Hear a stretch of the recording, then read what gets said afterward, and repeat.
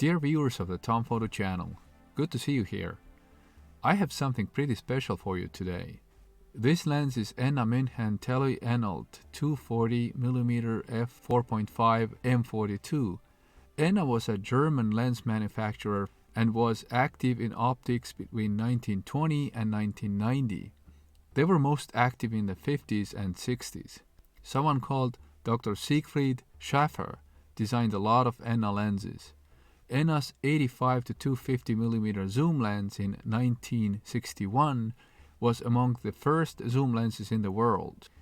They were an official supplier of the 1972 Munich Olympic Games. The company still exists, but they make certain plastic parts instead of optics these days. In the 50s, Enna started making lenses for a long list of other companies, even Polaroid. I think my lens was made in the 50s for Photo Porst because it has Revue written on it, and this should indicate Photo Porst. So under the hood, it's Enna 240mm, but it's packaged differently. At least this is what my research most likely indicates. Not a lot of info is available about this lens.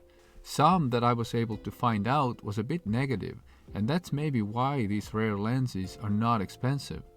They say the lens is soft and low contrast, but this is how retro lenses are often characterized.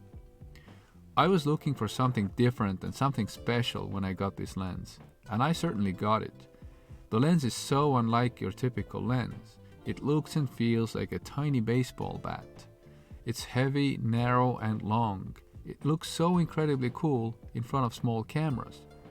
The first word that comes to mind is charming. First you will laugh and then you will smile. It's also inviting. You just want to touch it and play with it. The outer ring is aperture ring that makes the subtlest of clicks between the f-stops of 4.5 and 16. The focusing ring will elongate the lens from 12.8 cm to 14.8 cm when focusing from infinity to the closest distance of just below 3 meters. The small lens weighs 310 grams. The focal range of 240mm means some serious reach. The mount is typical M42, filter size is 52mm. The f-stop ring is difficult to turn so that you don't disturb the focusing ring.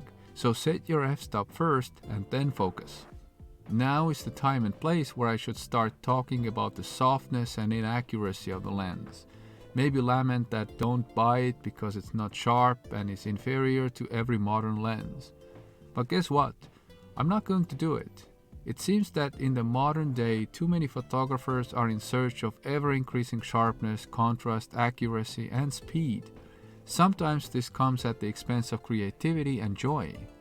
It's more fruitful to enjoy photography in all of its nuances than move in some predefined direction in a linear fashion. Sometimes while blindfolded by the race to technical perfection, it seems. No, I'm not going to say bad things about this nice piece of engineering from 3/4 of a century ago. Instead, I love it.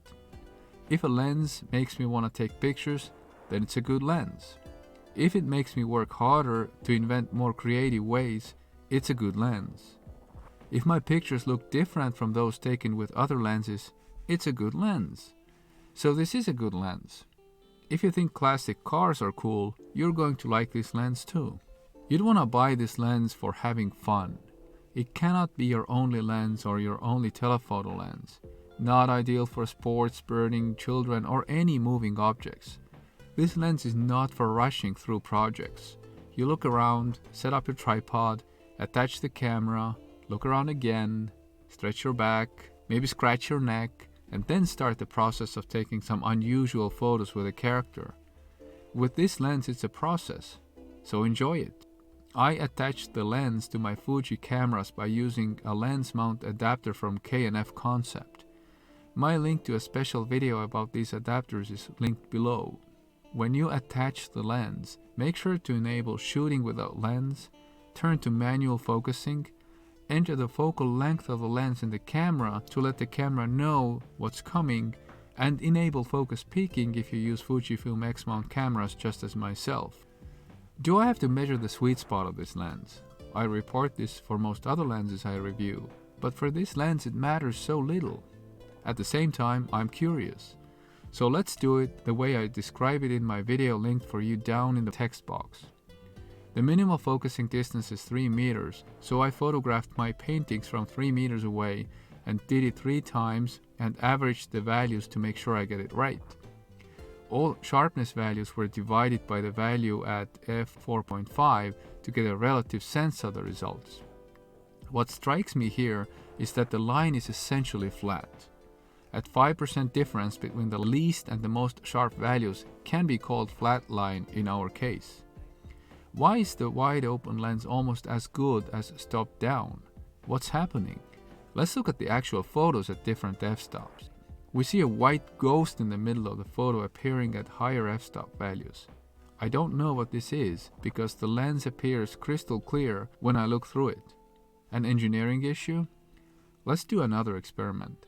Let's measure lens sharpness when focusing to infinity. This experiment is much less careful because I'm photographing trees that can move in the wind. But let's do it anyway. Take 3 photos at each f-stop. That's certainly different from what we just had. Again, the wide open lens is sharper than when stopped down by 1 step. But this lens appears to like being wide open. That's not a bad news for a telephoto lens. These are actual photos I took. The ghost is no longer there. Here I have the near and far experiment side by side. It seems that this lens is at its best when photographing far away subjects. When wide open, it doesn't appear to render lower contrast. Isn't it exciting to research retro lenses? Every one of them is different.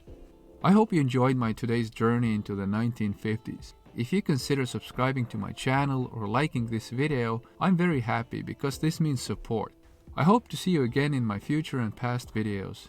Have fun with photography. Goodbye.